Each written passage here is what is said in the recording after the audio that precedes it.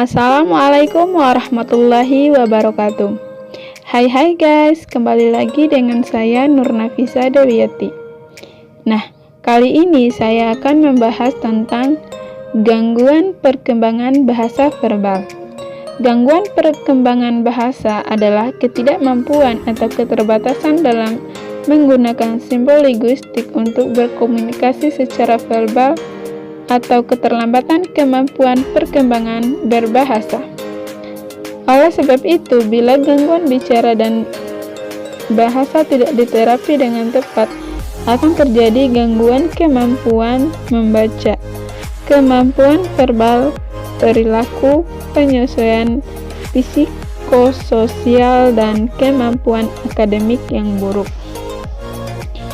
Tanda-tanda gangguan perkembangan bahasa. 1. Pada usia 7 bulan, anak belum bisa merespons suara dari lawan bicaranya. 2. Pada usia 1 tahun, anak belum juga bisa mengungkapkan satupun kata tunggal seperti mama. Dan pada usia 2 tahun, anak belum juga bisa mengucapkan setidaknya 15 kata. Ia hanya bisa meniru ucapan membeo atau tidak bisa membuat frase yang bermakna dan tidak menggunakan kata-kata saat berkomunikasi. Faktor-faktor yang mempengaruhi perkembangan bahasa anak itu 1. Aspek kehamilan. Kesehatan fisik dan mental ibu selama hamil sangat mempengaruhi pertumbuhan janin, yang kemudian hari akan mempengaruhi pada perkembangan bayi. Penyakit seperti hipertensi jantung, ginjal, dan infeksi intrauterin dapat mempengaruhi janin.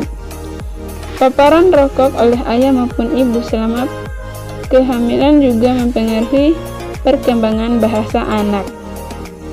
Poin selanjutnya adalah aspek anak. Dalam poin ini memiliki beberapa bagian. 1. Prematuritas dan BBLR. Prematuritas dalam hal keterlambatan bicara pada anak berhubungan dengan berat badan lahir yang rendah. Berat badan lahir rendah merupakan indikasi bahwa nutrisi yang diedarkan tubuh belum maksimal sehingga perkembangan beberapa bagian tidak optimal.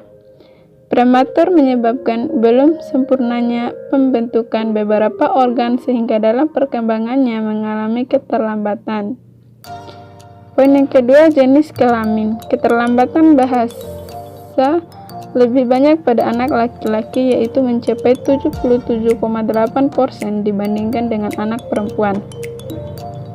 Sejalan dengan beberapa penelitian, dikatakan bahwa level tinggi dari testosteron pada masa prenatal memperlambat pertumbuhan neuron di hemisfer kiri.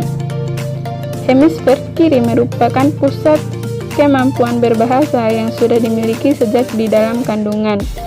Tetapi bagian ini baru berfungsi secara sempurna setelah beberapa tahun kemudian.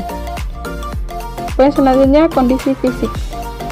Kondisi fisik tubuh anak yang tidak seimbang akan mempengaruhi perkembangan bahasanya. Kondisi fisik yang dapat mengganggu misalnya lumpuh otak, penyakit paruh kronis, infeksi paru-paru, infeksi darah, infeksi selaput otak. Penyakit tersebut akan menyebabkan terganggunya keseimbangan tubuh anak sehingga dapat mempengaruhi perkembangan bahasa. 3. Aspek pengasuhan sehari-hari. Aspek pengasuhan sehari-hari ini memiliki beberapa poin. 1. Lingkungan.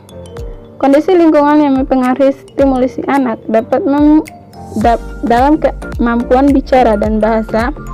Karakteristik lingkungan yang berperan dalam perkembangan bahasa anak antara lain jumlah saudara atau jumlah keluarga, hubungan keluarga, sikap orang tua yang dalam ajakan berkomunikasi orang tua, keterlibatan orang tua dalam pendidikan anak, meningkatkan komunikasi yang baik dan meningkatkan pemahaman bahasa pada anak. Keterlibatan orang tua berupa komunikasi dengan lingkungan sekitar anak. Komunikasi tercipta dengan baik, maka stimulasi orang tua pada anak akan meningkatkan kemampuan berbahasa anak pada usia 9 sampai 18 bulan. Nah, itulah beberapa poin yang terkait dengan faktor-faktor yang mempengaruhi perkembangan bahasa verbal anak. Nah, selanjutnya kita akan membahas tentang penanganan anak usia dini dengan gangguan perkembangan bahasa verbal. Penanganan diperlukan agar suatu permasalahan dapat segera teratasi. Penanganan yang dimaksud bisa berupa metode atau tahap-tahap penyembuhan. Semakin dini para orang tua dan pendidik PAUD menangani anak usia dini yang mengalami gangguan perkembangan bahasa verbal, maka akan semakin baik. Penanganan dilakukan agar tumbuh kembang anak seimbang.